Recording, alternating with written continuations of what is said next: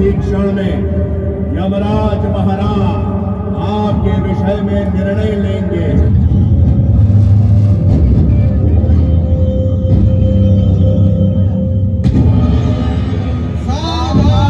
यमराज जी पधार रहे हैं।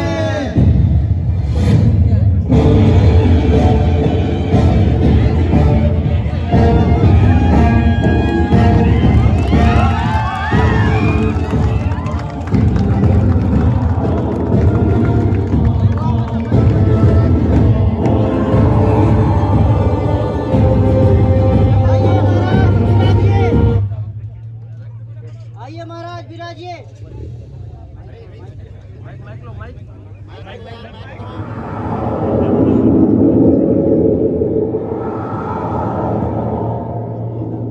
आज की सभा शुरू की जाए। आज की सभा शुरू की जाए। हमारी मांगे हमारी मांगे हमें स्वर्ग में ले जा जाए, हमें स्वर्ग में ले जा जाए। जिंदाबाद जिंदाबाद। आवश्यक है हम। जी प्रभु अभी बताता हूँ। ठीक है, बताओ। प्रभु ये लोग कोयले की खदान में काम करने वाले लोग हैं। अच्छा, कोयले की खान। जी प्रभु। जरा इन लोगों के नाम बताइए मुझे। जी प्रभु अभी बताता हूँ। चाल ढाई का काम किया करता था। अच्छा, आगे। जी प्रभु अभी बताता हूँ। प्रभु वो सुखुआ भैया है, कोयले की खदान में बारूद धुलाई का काम किया करता था। ठीक है, और आगे। जी प्रभु अभी बताता हूँ। प्रभु वह मताल बावरी है, यह कोयले की खदान में क्लीनिंग का काम किया करता था। अच्छा, ठीक है, और बताओ। जी प्रभु अभी बताता हूँ। प्रभु वह बकरू मियाँ है, वह कोयले की खदान में बिजली मिस्त्री का काम किया करता था। अच्छा, और बताओ। जी प्रभु अभी बताता हूँ। प्रभु यह श्यामलाल है, यह कोयले की खदान में माइनिंग सरदारी का काम किया करता था। अच्छा, और बताओ। जी प्रभु अभी बताता हूँ। प्रभु यह मुकुल सिंह है, यह कोयले की खदान में ओवरमैन का काम किया करता था। अच्छा, चित्रगुप्त जी, जी प्रभु। ये ओवरमैन क्या होता है? जी प्रभु बताता हूँ। प्रभु कोयले की खदान में ओवरमैन का जिम्मेवारी होता है सुरक्षा का काम देखना। इसके हाथ में एक विशेष प्रकार का डंडा होता है, जिससे यह अपने कर्मियों को सुरक्षा का आदेश देता है। इनके पास भारत सरकार द्वारा मान्यता प्राप्त ओवरमैन प्रमाण पत्र भी आता है। यह साथ ही साथ उत्पादन में भी बढ़ोतरी करवाता है महाराज। अच्छा, यह बात है। जी प्रभु। चित्रगुप्त जी, जी प्रभु। ये मानव मुझे इन सब में सबसे प्रमुख लगता है। जी प्रभु हमें भी कुछ ऐसा ही जान पड़ रहा है कि ये मानव सबसे प्रमुख है। ठीक है, तुम मानव, तुम यहाँ हम लोग कैसे पधारे?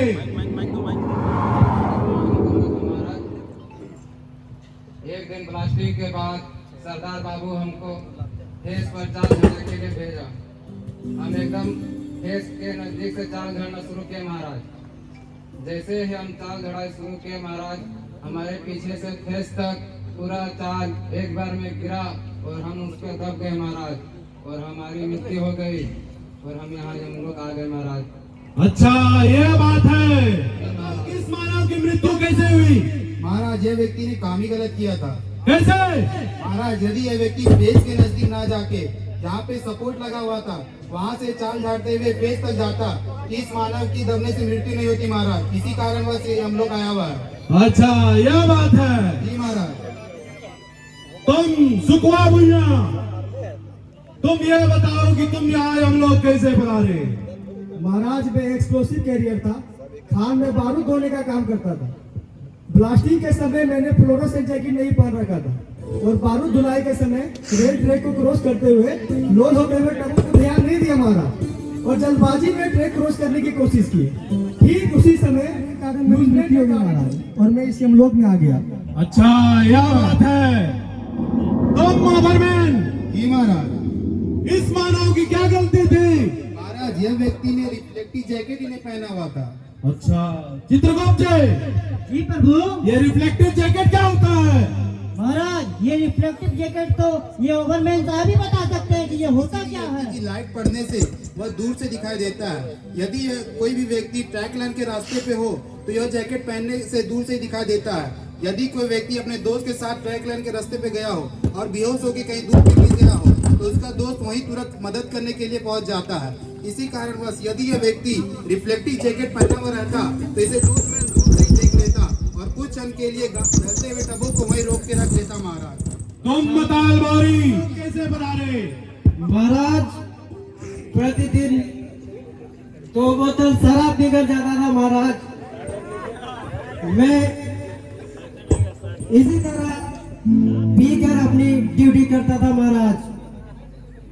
पहले तो हमको हजरी बाबू और इंचार्ज बाबू भगा देता था महाराज।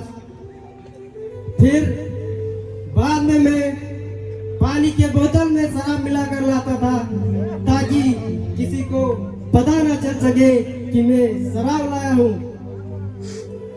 एक दिन रात पल्ला के समय मैं पानी के बोतल में शराब लेकर खदान के अंदर चला गया।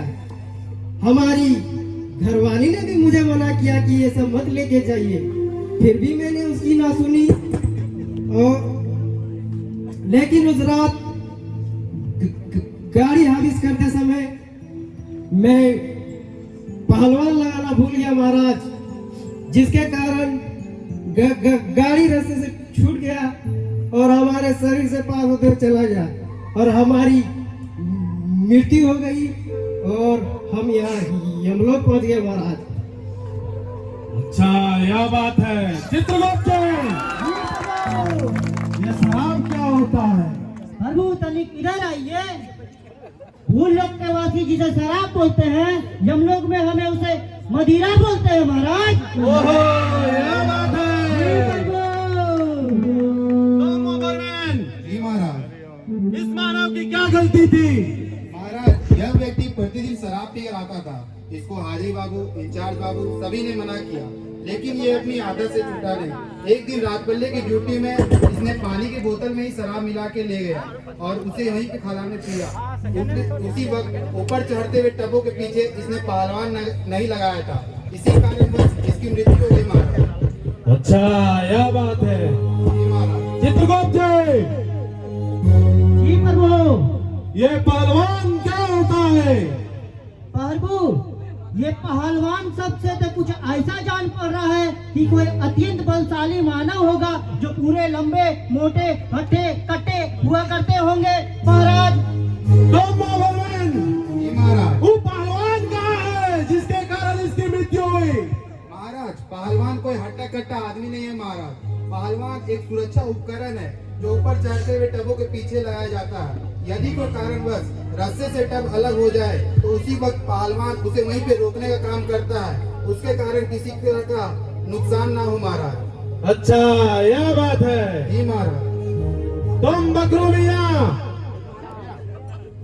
तुम यह बताओ कि तुम्हारी महाराज एक दिन ड्रिल मशीन ब्रेक डाउन हो गया। इंचार्ज बाबू ने कहा जल्दी से इसे ठीक करो। मैं जल्दी ठीक करने के चक्कर में बिना ही ड्रिल का स्विच काटे ही ड्रिल का केबल खोलने लगा। इसी दौरान एक फ्लैश मारा और पूरा करंट मेरे शरीर में फैल गया और मैं यमलोक चला आया महाराज।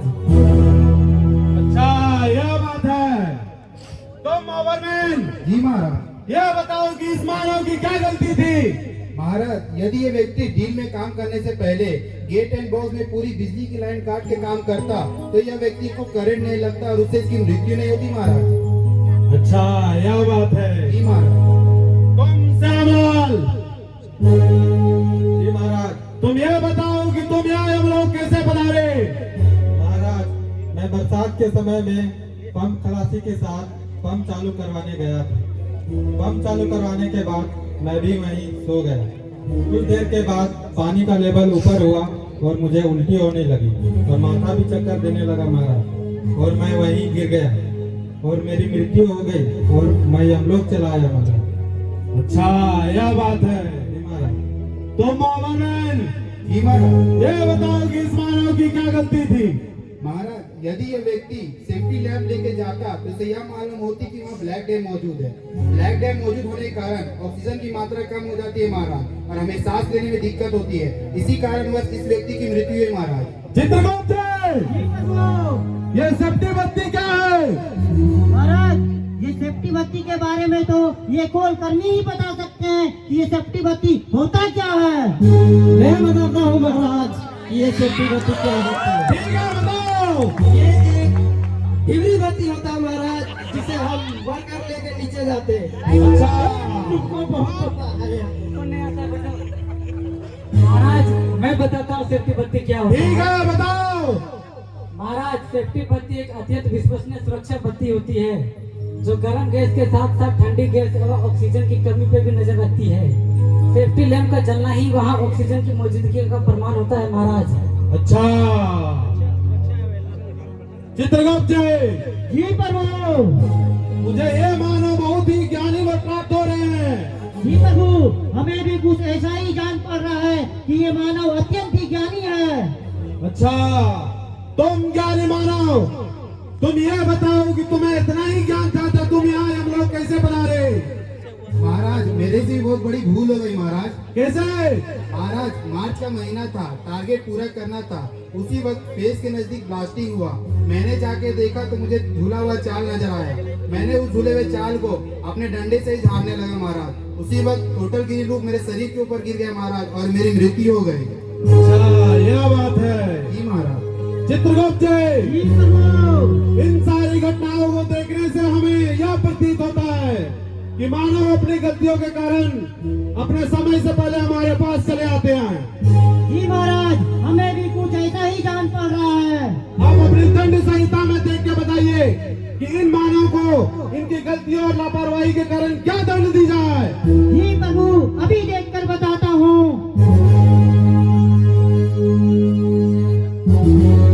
जी महाराज पृष्ठ संख्या 136 के नियमानुसार। नहीं चित्रगुप्त, ये बहुत सरल दंड है, इससे थोड़ी कठिन देखिए।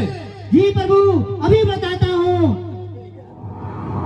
प्रभु पृष्ठ संख्या 152 के नियमानुसार लापरवाही के कारण मृत्यु लोक को प्राप्त इन व्यक्तियों को नर्क लोक के सिवा और कहीं कोई स्थान नहीं प्राप्त होना चाहिए महाराज। ठीक है इन व्यक्तियों को नर्क लोक भेज दिया जाए। जी प्रभु इन व्यक्तियों को नर्क लोक भेज देता हूँ।